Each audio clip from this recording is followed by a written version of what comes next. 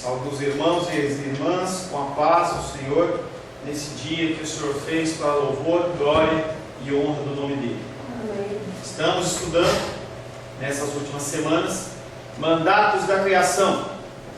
Nós já trabalhamos o mandato cultural, que somos nós e a criação. Já trabalhamos mandato social, que somos nós e os homens e o próximo. Iniciamos no dia de hoje mandatos espirituais, mandatos da criação no sentido espiritual, que quer dizer, tem a ver com nós e o nosso relacionamento com Deus. Abra a palavra de Deus em Gênesis capítulo 2, Gênesis 2, versos 15, 16 e 17.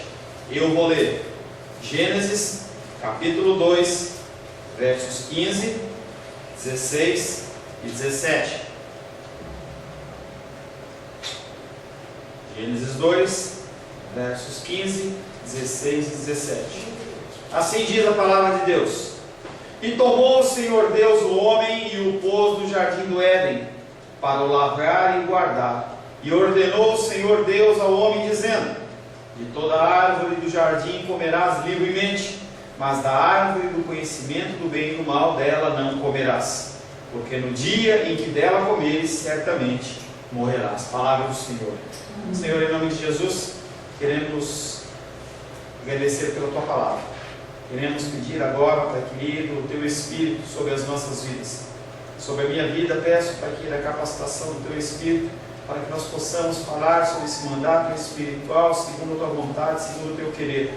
Me orienta, me dá a capacitação necessária, Pai, para os meus irmãos e irmãs que estão aqui, pessoas que assistem, Pai querido, de longe na internet, possam também, Pai querido, receber o Espírito de entendimento, que eles possam ser edificados no Seu santo nome, em nome de Jesus. Amém. O mandato espiritual, ele é aquele que rege, é aquele que comanda os outros dois mandatos, o mandato cultural e o mandato social. Deus estabelece ao homem na criação um limite. Ele começa a falar para o homem que ele tem coisas que ele pode fazer e tem coisas que ele não pode fazer, estabelecendo que da árvore do conhecimento do bem e do mal ele não poderia comer. Interessante que o homem recebe a liberalidade de poder consumir todas as árvores do jardim, todos os frutos das árvores do jardim ele tinha a possibilidade, e o Senhor separa para ele apenas uma delas. E quando nós estudamos isso dentro da linguagem hebraica, nós podemos perceber que não é que Deus separou uma fruta especial, ou separou a manga, ou separou a maçã, ou separou o kiwi, ou qualquer outra fruta, e falou assim: essa fruta não é minha. Não. Dentro do contexto do jardim do Éden haviam várias árvores, só que uma delas ela era do conhecimento do bem e do mal. Então a alimentação ali não estava sendo privada, e sim o Senhor colocou limites entre o fazer e o não fazer. Deus estabelece o conceito primeiro de como deveria e deve se relacionar ele com o homem. Como que o homem deve se relacionar com Deus? O relacionamento tem que ser um relacionamento assim. Pegue as Bíblias. Oi, Nando. Pode descer. Um só pega a Bíblia para todo mundo. Não precisa cada um pegar uma. Pega mais duas, Nando, por favor.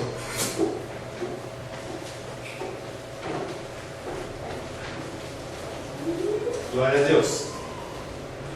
Deus estabelece o conceito primeiro de como deveria e deve se relacionar o homem com Deus.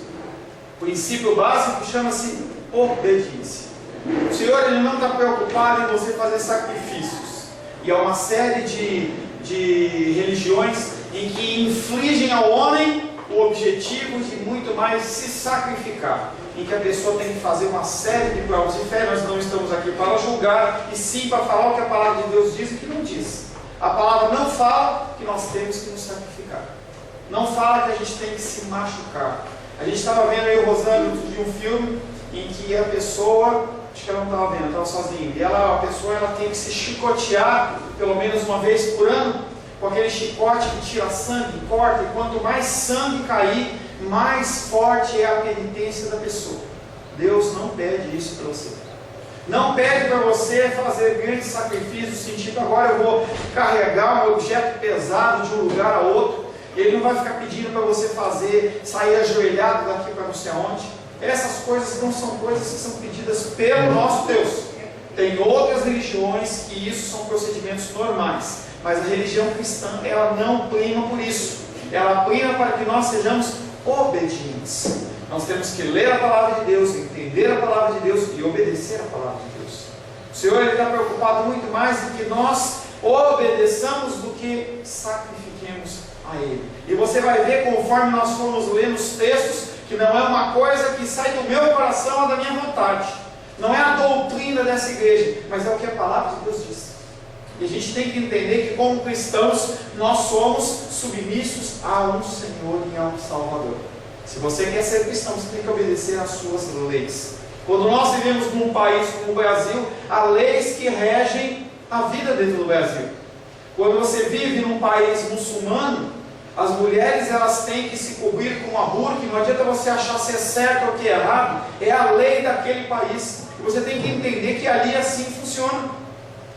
E nós temos que nos submeter à lei de onde nós vivemos. Você vive dentro de um mundo carnal ou vive dentro de um mundo espiritual? Se você vive dentro de um mundo espiritual, você tem que obedecer às leis de Deus. Esse princípio que deve reger o nosso relacionamento com Ele indica uma disposição plena de submissão. Não é algo que você pode escolher 50%, não é algo que você pode escolher 20%, 10%, 99%, ou você é plenamente obediente, ou você não é plenamente obediente. Para isso, nos foi deixada a sua palavra. Para que essa obediência seja vivida por nós, precisamos estabelecer algumas diretrizes de quem somos e como eu tenho que olhar para Deus. Quem é Deus? Pastor, que coisa mais boba é essa? Eu vou olhar para saber quem é Deus? Não, nós temos, a cultura hoje não sabe quem é Deus. Elas não entendem Deus. Elas não entendem a grandeza desse Deus que nós cantamos em hinos como Tu és soberano e muitos outros. As pessoas na igreja cristã, evangélica, brasileira, não sabem quem é Deus. Eles vivem uma fábula, eles vivem uma historinha, eles vivem algo que é recheado de algodão doce, pipoca doce, muito balão, colorido, mas não se fala quem é realmente Deus. Para alguns, Deus é Papai Noel. Estamos chegando na época do Natal, já tenho falado isso. Para alguns, Deus é Papai Noel. Eu vou a Ele quando eu quero alguma coisa. É muito legal. Então tem um Deus soberano que Ele está ali para me atender.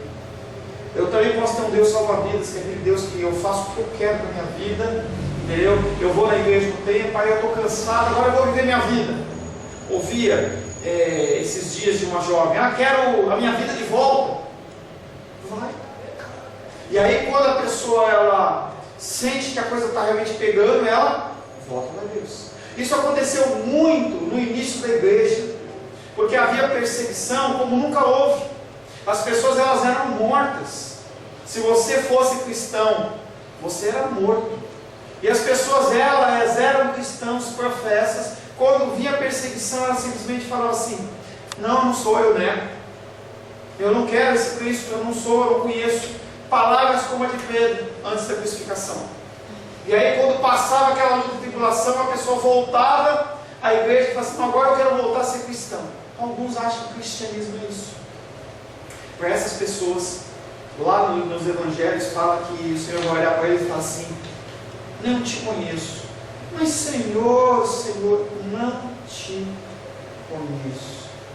Para que a obediência seja vivenciada por nós, precisamos estabelecer quem somos e como nós devemos olhar para Deus dentro desse relacionamento, pois do contrário estaremos em conflito com a sua palavra e com a sua vontade. Primeira coisa que nós vamos olhar é o termo chamado soberania. O Brasil é um estado soberano. Os países de fora não podem entrar aqui e falar assim, não, essa lei está errada, isso está errado. Soberania de um país nós entendemos. Nós entendemos soberania das pessoas.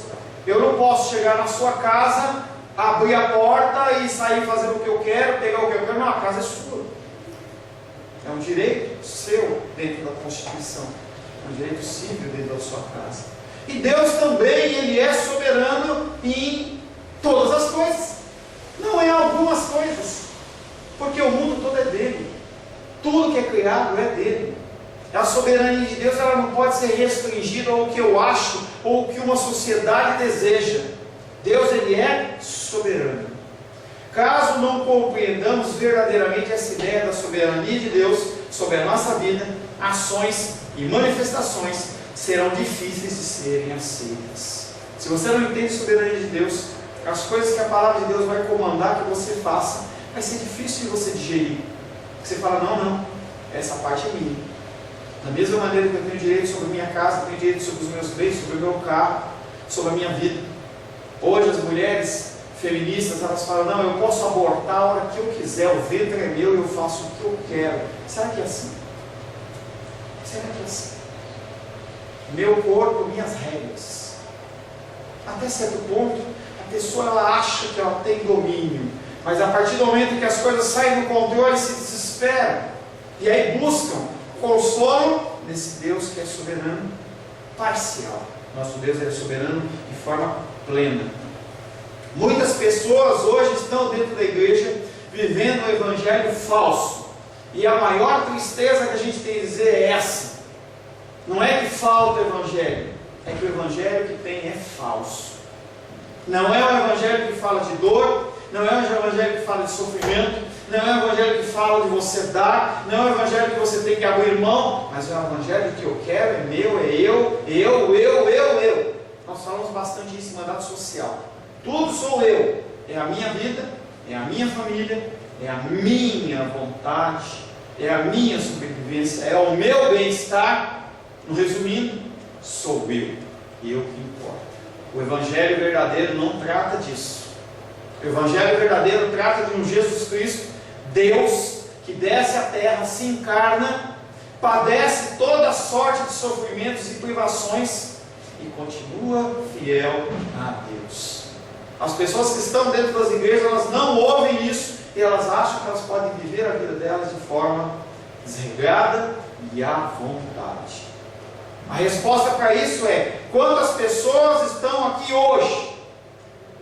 As pessoas elas acham que o bem-estar delas sempre é em primeiro lugar. Eu entendo que há dificuldades em todas as situações, mas quando é uma coisa que nos privilegia, nós fazemos todo tipo de esforço.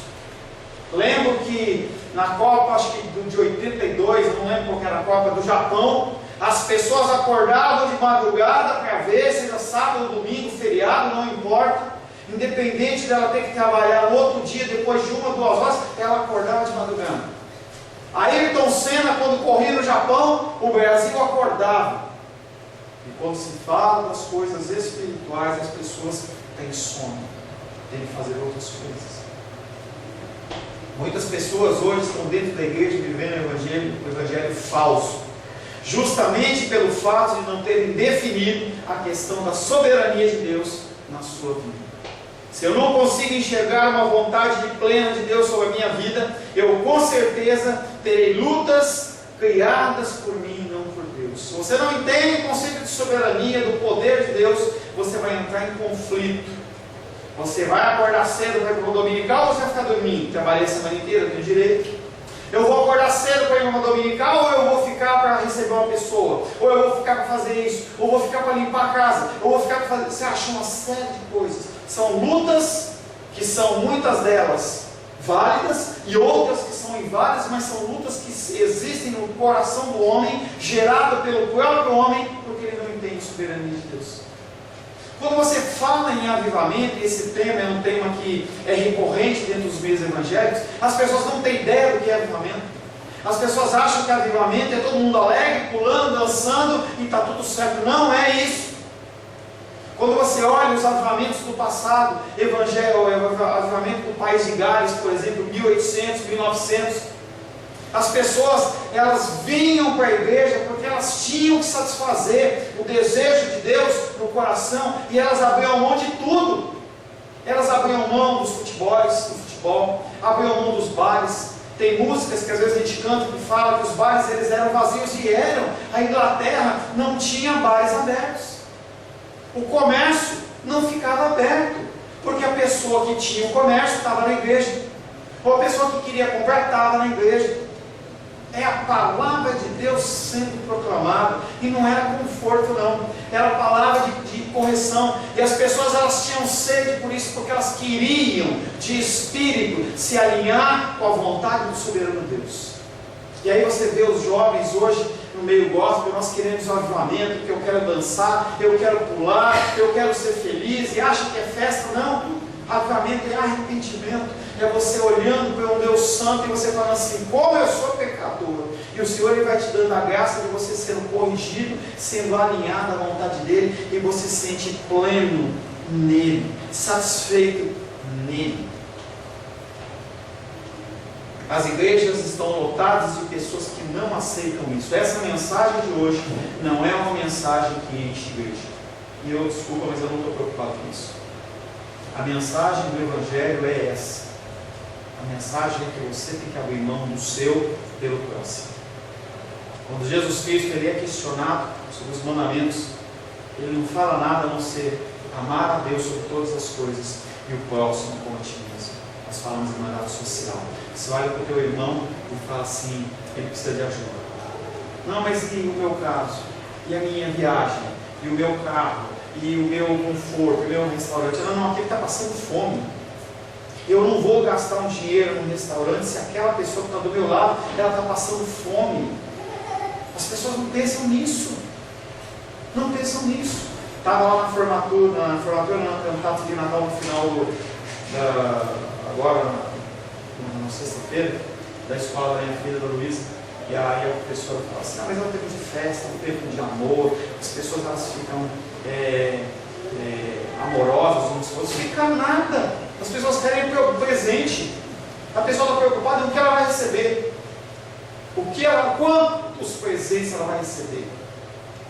A árvore de Natal montada, e é linda e muito legal, e aí você pensa naquele monte de presente. Você não está preocupado com nada. Você está preocupado em você, a caixa maior daquela árvore ser a sua. E você ganhar aquele celular que você almejava, e você ganhar aquela roupa que você queria. Você não está preocupado com mais nada. Você não está preocupado com as pessoas que estão com fome. O amor está dentro da sua casa, da sua família, do seu, aquela ceia regalada, em que você come até encher de farinha os olhos, e você no outro dia você é obrigado a desfiar o frango para fazer uma farofa, para você não estragar, porque é comida exagerada. É isso que nós estamos preocupados com o nosso bem-estar. As igrejas estão lotadas de pessoas que não aceitam isso, e por não aceitarem, se submetem a todo tipo de julgo, pois colocam sobre os seus ombros uma responsabilidade que não é delas. Pessoas sobem ao monte, e é muito legal você ir no monte, é gostoso. Fora os pernilongos, e se não tiver muito frio é gostoso, você entra num clima espiritual, é uma coisa gostosa. Mas as pessoas sobem ao monte, fazem campanhas. Para que as pessoas fazem campanha?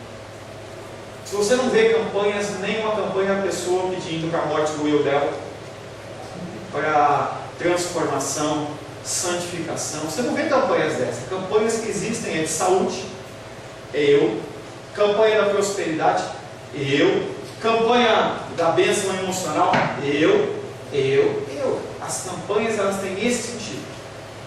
E as pessoas, os pastores, eles fazem campanha com o objetivo de atrair as pessoas. É como a gente fazia lá na casa da minha avó. Tinha muita mosca, aí você colocava um pirizinho com um produto lá que era meio docinho, e as mosquinhas elas vinham, e é a mesma coisa. Você atrai as pessoas com uma coisa que não é verdadeira. Você faz 7 semanas de campanha, 7, 9, 21, toda coisa, e a partir daí você vai receber aquilo. Você vê, Deus não comissionou esse tipo de coisa, e a pessoa coloca uma faixa: campanha da prosperidade, venha receber a sua bênção. É uma coisa espiritual, e você faz como se você pudesse condicionar Deus em que você vai marcando, que nem na pizza, que você compra 10 pizzas, você ganha uma grátis. Você marcou lá uma vez, 2, 5, 7 vezes, ponto. Agora Deus, Ele tem que me obedecer, porque eu já fiz a minha parte. Agora Deus nem está aprovando isso. Campanhas. Entregam dinheiro, ofertas. Ofertas e dízimos não condicionam a sua prosperidade. Muito tempo eu achei que se você não desse o dízimo, você ia ser perseguido pelo devorador. Bolso furado. Então o dinheiro entrava aqui, e aí ele caía pelo buraquinho e escorria pela perna. Se você não desse o dinheiro na igreja, o diabo vinha e quebrava a tua máquina na roupa. Se você não desse dinheiro na igreja, a tua televisão queimava. Se você não desse dinheiro na igreja, você ficava doente e tinha que gastar dinheiro com remédio. Se você não desse dinheiro para a igreja, tudo ia dar errado. Parece que Deus ele é condicionado com o teu dinheiro. A gente esquece a parábola da viúva pobre que deu tudo. E Deus falou assim, ela deu tudo. Jesus falou, ela deu tudo. Mas ela estava pobre. Como é que é isso? Que falta de senso é essa? Em que a palavra de Deus fala uma coisa e a campanha e a palavra dos pastores fala outra, e as pessoas recebem isso. Porque o coração delas quer aquilo. Então eu vou dar para receber. Certa vez eu vi um pastor famoso na televisão e ele falou assim: quando uma pessoa lavra a terra, ela quer colher. Quando a pessoa entrega o dízimo e oferta, ela quer o retorno. E se você não faz isso, você não pensa em receber algo de volta, você é um otário. E as pessoas. E olha, eu viajei primeira classe para os Estados Unidos e quem pagou foi a igreja. Nós alugamos metade do avião para minha comitiva. Olha, eu tenho um anel aqui de ouro que custa 10 mil reais. Quem pagou foi a igreja.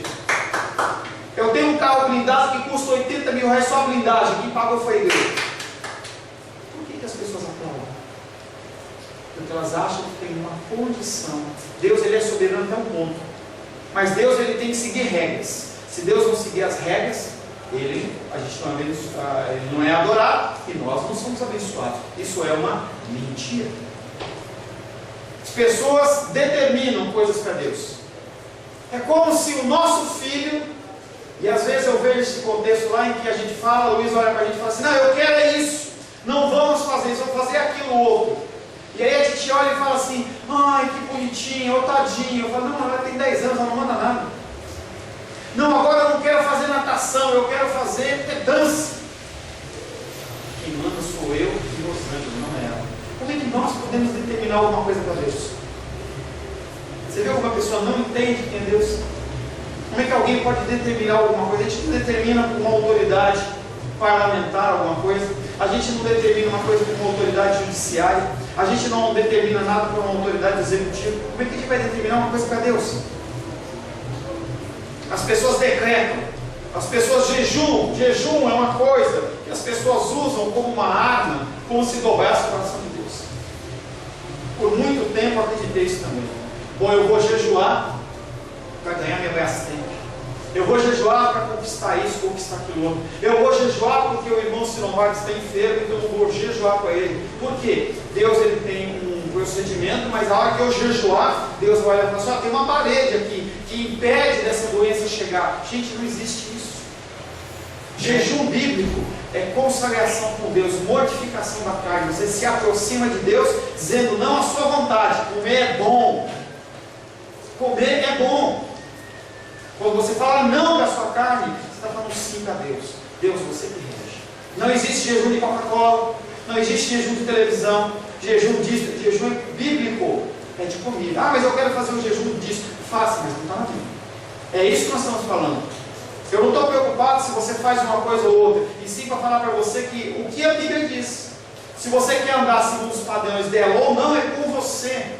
Você é um ser único, um ser pensante, você tem que receber as coisas que são faladas, e você tem que pesar o que é bíblico e o que não é bíblico, para você assim poder decidir. Jejum, ordenam e tantas outras coisas, para poderem mudar sua história, como se fosse possível fazermos algo que mudasse a vontade de Deus. Você acha realmente que você pode mudar a vontade de Deus? Aquele que se apresentou para Moisés dizendo, eu sou o que sou. Eu sou grande, eu sou. Ninguém muda, me muda, eu sou fiel. Eu tenho propósitos que eles são cumpridos. Eu determino, ele determina, nós não. Ai, querido. Essa expressão determina, se for como exemplo verdadeiro, e eu vi um grande líder na televisão, talvez da maior igreja evangélica do Brasil, dizer: Deus nos prometeu, Ele tem que cumprir. Portanto, você deve determinar que aquilo que Ele prometeu seja concedido. Isso aí, que foi isso? Irmão, se não, você é uma pessoa que vive dentro do meio jurídico. Certo? Certo. Você alguma vez chegou e colocou o dedo no nariz do desembargador e falou assim: eu determino que você faça isso agora? Só se eu quiser ser preso. Algum juiz, não o desembargador, no juiz. Um soldado. Como é que nós podemos entrar, gente? É falta de senso. Como é que você pode determinar alguma coisa com Deus que é Criador? Jeremias fala: quem é o barro? Quem é o pote de barro para dizer para o seu Senhor por que Ele fez? Parece que as pessoas, elas rasgam da Bíblia as coisas que falam da soberania de Deus. Ele nos concede por graça e misericórdia. Salvação é uma graça imerecida, em que nós não temos ação nenhuma. Nós não queremos. Uma frase dura e pesada que eu ouvi outro dia: nós odiamos Deus. Cristãos odeiam Deus. Não que esse eu amo Deus, não há nada. Porque a palavra de Deus diz, nós vamos ver os versículos: quem me ama, obedece a minha palavra. Ou seja, na negativa, se você não obedece a palavra do Senhor, você não ama Ele. Simples assim. Simples assim. Nada do que fizermos poderá mover o coração de Deus ao ponto de fazer com que Ele mude o que Ele tinha planejado. Ele planejou, você não pode fazer nada para mudar isso. Pastor, mas a passagem lá de Moisés fala isso, aí não sei o que. Gente, a gente tem que entender que Deus não é homem. A ira de Deus não é ira humana. O arrependimento de Deus não é arrependimento humano. Nossas emoções são maculadas pelo pecado. A de Deus é santa e é divina.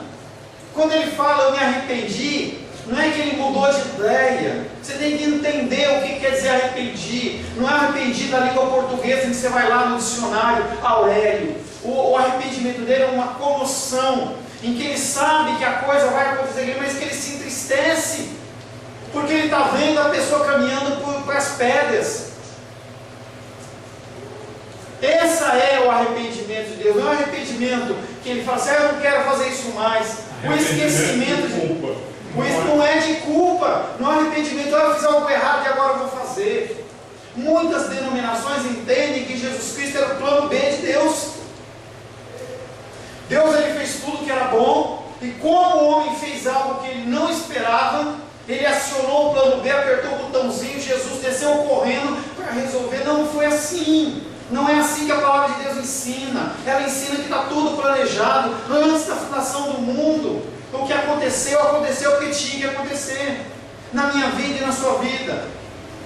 Dificuldades de toda sorte e espécie. O irmão Cláudio está saindo lá do hospital, ele caiu porque era um plano, havia um plano de Deus para isso. No meu acidente também, a queda da titia, dificuldade de se mamar, o câncer, mas tudo isso não é uma coisa que aconteceu porque o diabo entrou e agiu e Deus não estava, dormiu, cochilou e assustou a hora que viu, a irmã dos reis estava com câncer, deixou eu acudir para corrigir ela. Não é isso. A soberania de Deus tem que ser entendida. Deus não se arrepende no sentido humano.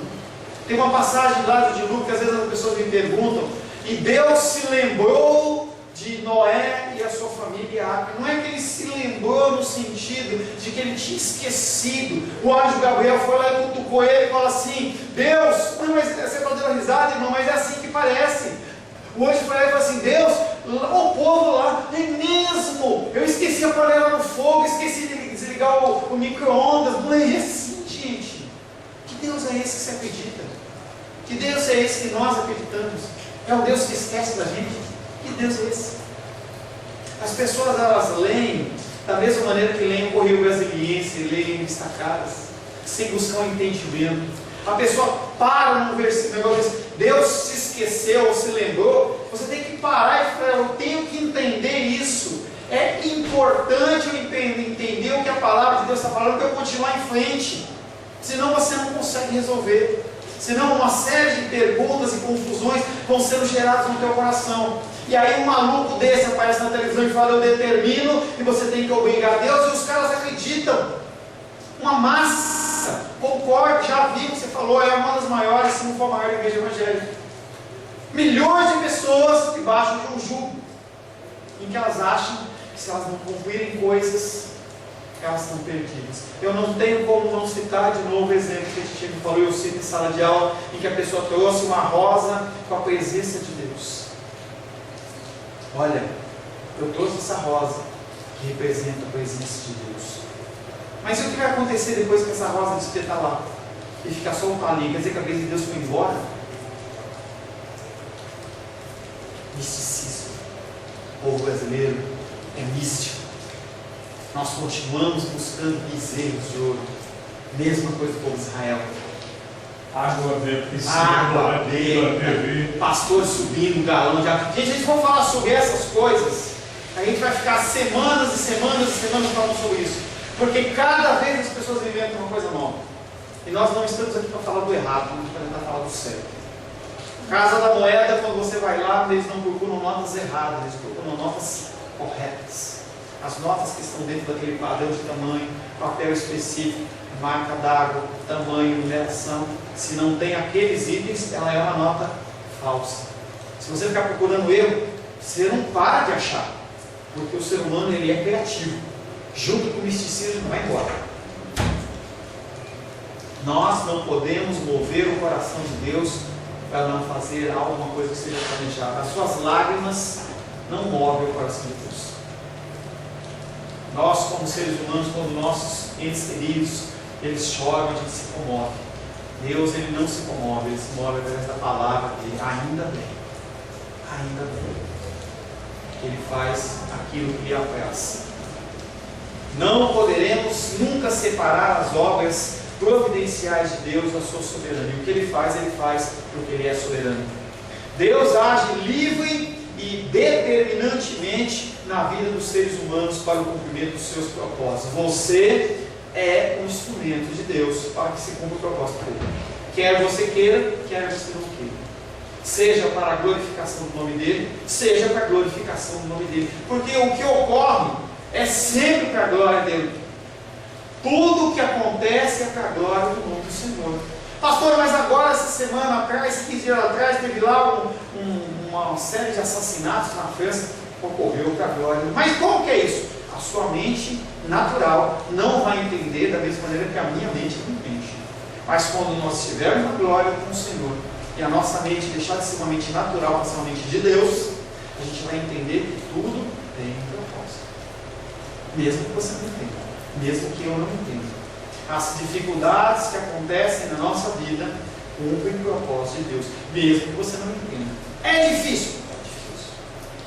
Eu não concordo. Paciência. É assim. É assim. Nós não podemos aumentar um côvado ou 1 centímetro a nossa altura. Eu não posso chegar a você, eu quero agora ficar com 1,90. Não tem como. Posso até tomar alguns medicamentos, alguma coisa, mas dificilmente eu vou conseguir chegar no que eu quero. Você não tem como acrescentar um dia na sua vida.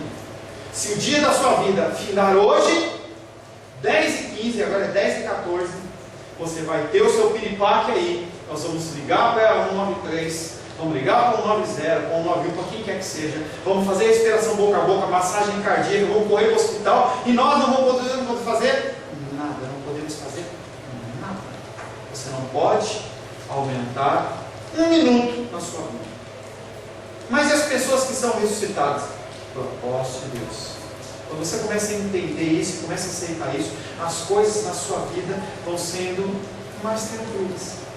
Uma pessoa que tem entendido a soberania de Deus, a minha esposa, eu vejo o proceder dela, E ela entende, quando as situações mais difíceis ocorrem dentro da casa, ela fala que ela entende a soberania de Deus, ela vai mostrando, mesmo que sinta dificuldade, sinta dor. Não é isso que você está dizendo, você sente como Cristo, sente a dificuldade. Cristo, seu sangue é biológico. Quando você entra num nível de estresse extremo, seus capilares eles abrem e o sangue escorre. Cristo entendeu a soberania de Deus, que ia ser difícil, mas ele se submeteu. Nós temos que fazer isso. Uma pessoa que eu vejo também, que entende bastante soberania de Deus, você não é. Quando eu sento para conversar com ele, eu vejo ele dentro das suas lutas e dificuldades, ele fala comigo assim: pastor, eu entendo, eu sofro, eu passo por dificuldades, mas eu sei que parte dessas coisas que acontecem foi coisas que eu plantei no passado, outras coisas são soberania de Deus, eu tenho que conviver com isso e vou indo, e o Senhor ele vai acrescentando, mas a vida cristã é essa, soberania. Por que as pessoas sofrem? Por que hoje o mal do século são maus do tipo psicológicos? Síndrome do pânico. O que é síndrome do pânico? Eu tenho medo de que alguma coisa me aconteça. Falta de Deus. Falta de Deus. Pode ser uma descompensação hormonal, tal, mas basicamente a pessoa tem um desespero. Por que as pessoas estão se jogando na sexualidade exacerbada, nas coisas, procurando isso, drogas? Por quê? Falta de Deus. Não adianta, não preenche. É que nem você montar um quebra-cabeça e você querer colocar uma peça que não encaixa e você ficar forçando. Não entra. E você sofre com isso. A soberania de Deus é algo que vem no sentido de te acalmar. E você fala assim: bom, o meu Deus, Ele está controlando todas as coisas. O que está acontecendo, está acontecendo segundo a vontade. O irmão Cláudio caiu essa semana, estava hospitalizado, eu falando com a Naldinha, falei para ela, você operou, ela disse assim: Deus no controle. A palavra que ela falou para mim assim. Ele saiu agora, ela falou: Deus no controle. E se ele tivesse falecido? Deus também estava no controle. Íamos chorar? Íamos chorar. Íamos entristecer? Íamos. É bíblico? É. Você pode chorar, pode ficar de luto. Deus no controle. Hã? Você está do quê? De luto. Está de luto? Faleceu alguém na sua família? Aquela amiga sua? Não, aquela outra. Deus no controle. Deus no controle da tristeza do seu coração. Deus no controle de todas as situações. Nada do que poderia ser feito deixou de ser feito, porque Deus está no controle. É um plano. Ele não permite que as coisas saiam do plano dele. O planejamento de Deus ele é perfeito, mas não tem mais. Tem mais para o nosso coração. Deus no controle. Deus no controle. Não poderemos nunca separar as obras providenciais de Deus da sua soberania. Deus age livre e determinantemente na vida dos seres humanos para o cumprimento dos seus propósitos. A sua ação, ela é soberana, porque nela independe de outras pessoas ou da vontade de quem quer que seja. Jó, um homem de Deus, vem no vento, mata os seus filhos, vem ladrões, levam as suas posses, vem a enfermidade da cabeça aos pés, feridas. Sua esposa ora para ele e fala assim: abençoa esse Deus e morre. A palavra de Deus está dizendo amaldiçoa, mas não é amaldiçoa, é pior. Esse Deus é tão pequeno, abençoa ele. Abençoa ele e morre. Ele fala: você está louca? Mesma coisa que Deus me abençoou, nos deu filhos, nos deu por um tempo, que Deus deu, ele tirou. Glorificado seja o nome do Senhor. E aí vai passando a história de Jó, os amigos dele cutucando, e ele vem naquela desgraceira, vai sendo consumido a sua paciência, a sua longanimidade. Chega um momento em que ele começa a contender com Deus. Deus entra na história e fala com ele: Jó, quem é você? Aonde você estava quando eu dei o nome das estrelas? Onde você estava? Deus jogou pesado com Jó. Onde você estava quando eu dei o nome das constelações? Onde você estava quando eu fiz isso, fiz aquilo outro? E Deus, Jó olha para ele, abaixa a cabeça. Deus, eu conhecia você de ouvir falar, agora eu te conheço de contigo andar. Eu consigo reconhecer agora, Deus, que tu és soberano. É isso que ele falou, ele nas entrelinhas. Jó reconhecendo no meio da desgraceira dele que Deus era soberano. Ele perdeu todos os bens, perdeu todos os filhos, não eram poucos, ficou ferido da cabeça aos pés.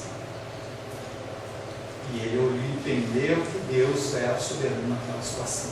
Tem um autor cristão que escreveu um livro assim: meu Deus, muito obrigado pelo meu câncer. Olha, ele identificou que doeu. Eu nunca tive isso, nunca tive um familiar perto que teve isso. A Rocha, a mãe dela teve isso, dos reis dele também. Eu não quero pensar o que é isso, mas eu vejo sofrimento. É uma coisa que ela é prolongada, a pessoa vai sendo corrompida, vai sendo destruída. E aquele homem conseguiu, no meio da luta dele, em que a ferida não estava externa como a de Jó, mas estava interna, ele conseguiu identificar ali a soberania de Deus, e ele falou: Deus, muito obrigado por esse câncer. E ali ele pôde glorificar Deus por câncer. É fácil? Não, nem imagino. Creio que só mesmo através do Espírito Santo de Deus para a gente conseguir glorificar Deus numa situação como essa. Pastor, a intuição, ela pode ser uma transmissão divina, despertando algo na pessoa. Eu volto a pergunta para você falando. Porque eu quero complementar depois. Eu volto a sua pergunta com uma pergunta retórica para você. Tem algo que Deus não pode fazer? Eu acho que não. É porque eu li a história, inclusive ela é muito famosa no interior de São Paulo. Um cidadão que ele era bem de vida, não andava de avião de jeito nenhum, porque ele tinha intuição que ele ia morrer em avião, ou de avião, alguma coisa em consequência de avião. Então ele não andava de carro, de carroça, ou menos de avião. Um dia eu saio para ir num armazém, num teco-teco de um aeroclube daquele, o aluno estava dirigindo, barbeirou lá em cima e pimba, caiu em cima do carro dele e matou ele. Matou os caras. Você está falando de intuição e eu digo para você que Deus ele faz o que quer, como ele quer. E aí a gente tem que voltar a um conceito básico para perguntar qual é o meio ordinário de Deus falar com o homem. Qual o meio ordinário? Ordinário é que não conhece, ordinário é o comum, é o natural, tá? A gente tem, a mãe fala, o seu ordinário, você vai estar xingando o cara, não. Qual é o meio ordinário de Deus falar com o homem? Qualquer meio fora esse? Extraordinário. Eu já ia pensando, então não tem outro jeito? Tem, oxi!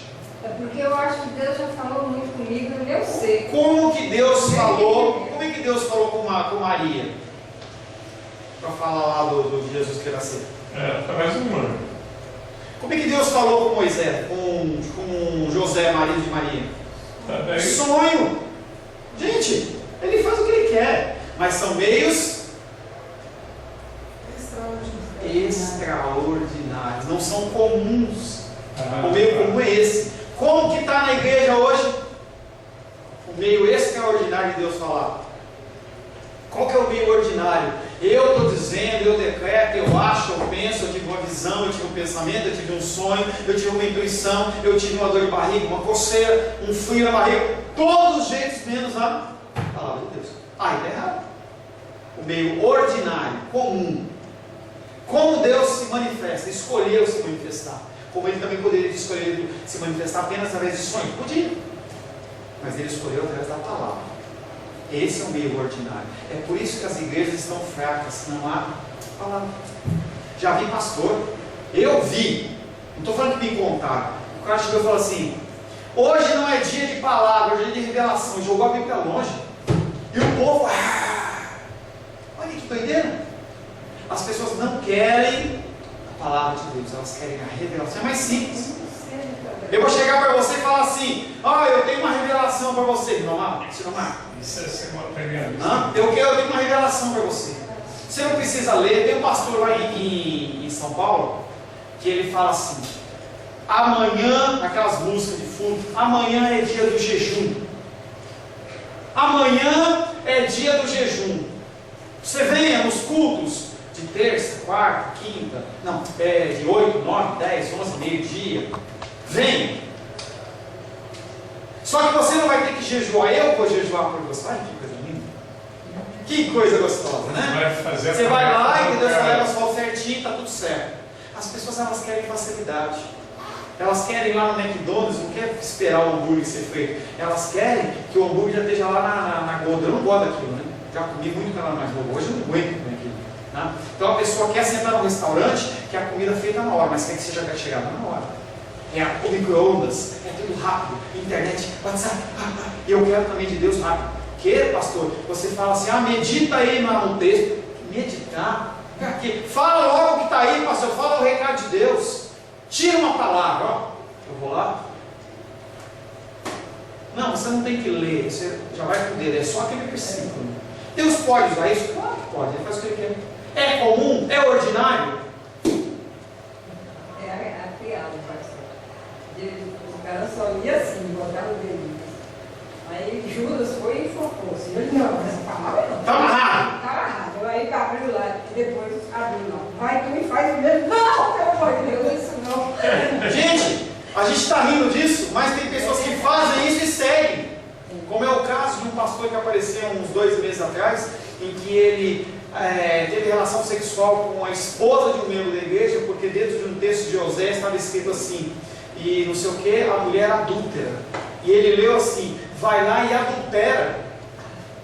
E ele entendeu, era um pastor. E ele foi lá, adulterou e a mulher teve relação com ela. E aí o repórter estava conversando com ele e disse, não, mas aqui não está falando adultério, está falando adúltera. Não está. Ele foi abrir o texto, na sua Bíblia está diferente. Quando ele leu, ele ficou chocado. Ele leu errado. Mas nós temos que entender o que está falando. É aquilo que eu falei para você de arrependimento, de ira. Você acha que você pode ter uma ira sem pecado? Sua ira é imaculada de pecado, de vontade, da sua vontade. Você só se ira quando a tua vontade não é feita. É que nem a criança que está no supermercado, que não recebeu o pacote de biscoito que queria da mamãe e ele bate o pezinho. Essa é a sua ira. A sua ira não é, eu estou irado porque o evangelho ele está assim. Não, que conversa. A nossa ira não é uma ira santa. Tá? Só para a gente finalizar. Podemos ouvir muitas coisas no meio cristão, como quando você jejua, você obriga a Deus a dar o que você precisa. Apesar de ser uma ignorância tremenda, achar que porque eu jejuei, Deus agora tem que me dar algo, muitos acreditam e seguem esses ensinamentos. E aí o irmão Sinomar citou o exemplo de uma grande igreja, talvez a maior igreja evangélica, que você deu o dízimo, você deu uma oferta, você deu um dinheiro, você vai lá e fala assim, Deus, eu quero, e é agora, eu quero em nota de 100, não quero em nota de 50, tá? E aí Deus fala assim, sim Senhor, é agora, vai. As pessoas estão por que continuam? Se elas estivessem bem, conseguindo aquilo que elas conseguiram, elas tinham que sair, porque tinha resolvido o problema. Na minha angústia eu procurei uma igreja, aí mandava entrar numa barraquinha, fogueira lá dentro, mas era naquele elétrico. Já fiz muito isso, Mar. E aí eles me venderam, na época, uns 6 anos atrás, R$10 um martelinho de bater no pecado. Martelinho de madeira para bater no pecado. Gente, as pessoas não olhem com cara de espanto, porque as pessoas... E é a igreja que você está pensando mesmo. As pessoas, elas acreditam nisso. Isso chama-se feitiçaria. Óleo ungido. Você coloca não no martelinho, mas coloca no óleo a possibilidade de você passar do cara e o cara, a enfermidade sair. Coloca, olha só, eu já acreditei isso muito, gente. Você passa um óleo no cara, e aí o cara está com câncer, ou está com uma dor, ou está com uma enfermidade, a enfermidade é obrigada a sair, porque você passou um óleo. Mas a palavra de Deus diz que a unção com óleo quebra o jugo. Gente, era óleo medicinal, unguento. Lembra dessa passagem? Há 40 anos, 50 anos atrás usava muito unguento. Não havia comprimidos da método e essas coisas e tal, como nós temos hoje, as pessoas usavam medicinas alternativas, e a medicina alternativa era para só passar um tipo de um bálsamo, como às vezes a titia estava com dor, ou a minha filha estava com dor, você vai lá e passa aquele óleo, entendeu? Faz aquela massagem, não tem um poder espiritual naquilo. Só para a gente encerrar, uma igreja que eu e o Rosane já congregamos, as pessoas pegaram, já comentei isso, pegou um óleo que veio de Israel, imergiu uma Bíblia dentro, e aí deixaram lá, sei lá, 1 mês, 2 meses, aquele óleo imerso ali, e depois a pessoa tirava o óleo, a Bíblia, e ficava espremendo, como se estivesse santificando o óleo, e as pessoas colocavam na frente do altar, e todo mundo ajoelhado em volta, assim, como se aquilo fosse uma coisa santa. Isso é feitiçaria, gente. E a gente pode dar risada, achar tudo, mas em um grau menor ou maior nós nos encaixamos nessas coisas. Se você tira a visão do cisco do olho do irmão e começa a olhar atrás do seu olho, você começa a observar que você faz as mesmas coisas de uma forma diferente. Diferente. Tá? Então eu vou sair daqui de casa, eu vou fazer o meu sinal da cruz assim, porque eu estou me protegendo. Eu vou pegar a Bíblia e vou colocar em cima do painel do carro. É como se a Bíblia fosse um escudo. Ou o terço de pendurado no espelho. Fita. Gente, as pessoas estão acreditando que aquilo tem um poder espiritual que vai bloquear alguma coisa. A Lourdinha, outro dia, ela falou para mim assim, que ela comprou o carro, ela falou assim, você unge carro? Eu falei, já ungi muito. Então vamos orar só agradecendo ao Senhor. E não tem como, eu ungia, quando eu ungia, eu pegava o óleo e passava numa porta do passageiro, no porte do motorista, do outro lado a mesma coisa, atrás, nos cantos do para-choque, no vidro, porque a hora que o diabo viesse agir, ele via aquele óleo e falava, ah! E eu vou embora. Você acha que um óleo vai provocar? Não estou desmerecendo a fé das pessoas, porque eu já acreditei nisso, mas não é Bíblia. Não é Bíblia. Você pode continuar acreditando nisso. Olha, eu acho que eles vão nesse time bem, pastor. Nós somos bem parecidos nessas coisas. Muito. Glória a Deus. Gente, entenda que você só é diferente, você só conta uma coisa dessa, e aí vai matar a paulada na sua cabeça. Você só conta essas historinhas, esses exemplos que você está contando aí, porque Deus teve misericórdia da sua vida e falou assim, toque você e fala assim, você não vai acreditar nisso, porque senão você estava igual. Ou pior. Se Deus não tivesse tirado esses misticismos da minha vida, eu estava no mesmo meio, pior, e ainda falando que vocês é um bando de louco, que não acreditam nisso.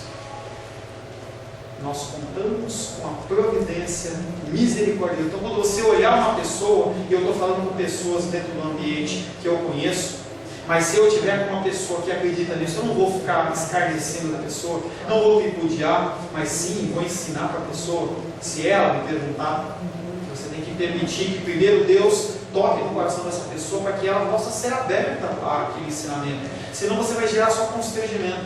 Então, o que você tem que fazer? Continua vivendo, vai continuar vivendo. A pessoa, quando Deus tocar no coração da vida, e ela vai chegar para você e falar assim, fulana, o que você acha disso? E aí não adianta você falar assim, o que você está falando é ridículo. Nós temos que falar, abrir a Bíblia e falar assim, olha, a Bíblia está falando isso, está falando isso. É por isso que a gente estuda no dominical. Por isso que é importante o dominical. Porque você vai ter entendimento do que você fala. Por que você aceita Jesus? Porque Jesus é legal. Jesus é bom. Eu amo Jesus, ele é tão fofinho. Será que isso muda a vida de alguém? Ou você falar realmente do cristianismo, falar do pecado, você não, se nós não tivermos Cristo em nossa vida, nós vamos para o inferno. Deus, Ele, com a sua graça e a sua misericórdia, Ele nos resgata através do sacrifício. Você começa a falar da paixão de Cristo, o propósito, soberania, a pessoa vai entender, fala, pera um pouquinho, e isso tem lógica. Não a pessoa ficar falando que porque Deus é bom, porque não sei o que. Isso não muda nada. Você tem que falar o que a Bíblia diz. O que muda as pessoas é a palavra de Deus. Não é o que você acha, não o que você pensa, nem as suas experiências. A gente tem falado sobre testemunho. Testemunho não é você, na essência, você ficar falando que Deus te deu, que te concedeu. E sim falar que todos são direcionados para o inferno por causa do seu pecado. Mas Deus, na sua infinita graça, Ele concede a vida do seu Filho amado, seu Filho unigênito, para que todo aquele que nele crê não pereça, mas tenha vida eterna. E aí você discorre, vai falando dentro do seu entendimento sobre isso, e a pessoa vai entender que o Espírito Santo vai entrando através da palavra no coração da pessoa, e a pessoa, talvez não naquele momento, mas no andar da coisa, a pessoa vai entendendo, e ela fala assim: eu acredito nisso. Eu creio, eu só quero esse Jesus primeiro. Feche seus olhos. Senhor, em nome de Jesus, iniciamos no dia de hoje um mandato espiritual, Pai. A Tua palavra, que é viva e eficaz, a Tua palavra, Pai querido, que nos muda, nos molda e nos transforma. Peço, Pai querido, em nome de Jesus, que nós que estamos aqui, as pessoas que nos ouvem pela internet, possam, Pai querido, serem cobertas do Teu Espírito, que o Teu Espírito possa vir a trazer o convencimento se as coisas que foram faladas aqui são verdade, Pai. Aquelas que vieram no meu coração, que elas possam ser descartadas, Pai. Mas o que provém da Tua palavra, o que provém da Tua vontade, seja, Pai, que uma verdade na vida e nos corações dessas pessoas, Pai. Te louvamos em nome de Jesus. Amém. Glória a Deus. A paz seja convosco. Meu nome é Paulo César. Eu sou pastor da Igreja Cristã Semente de Vida, aqui em Brasília, Distrito Federal. Me alegro que a palavra tenha te alcançado. A palavra faz isso. Ela alcança as pessoas aonde quer que elas estejam. E você foi agraciado com esta palavra. Não que eu tenha nada especial a te dizer. A palavra ela é suficiente e ela usa quem ela quer. E eu me alegro por ter sido um canal para poder te abençoar. Mas eu quero te dizer que não basta você ser um ouvinte. Não basta ser uma pessoa que se alegra quando você ouve a palavra de Deus.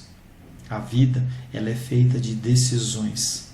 Se você está ouvindo essa palavra hoje, eu creio que o Espírito Santo tem um propósito especial com você. Muito mais do que prosperidade, muito mais do que uma cura física, uma cura emocional ou espiritual, Ele quer te alcançar para a vida eterna.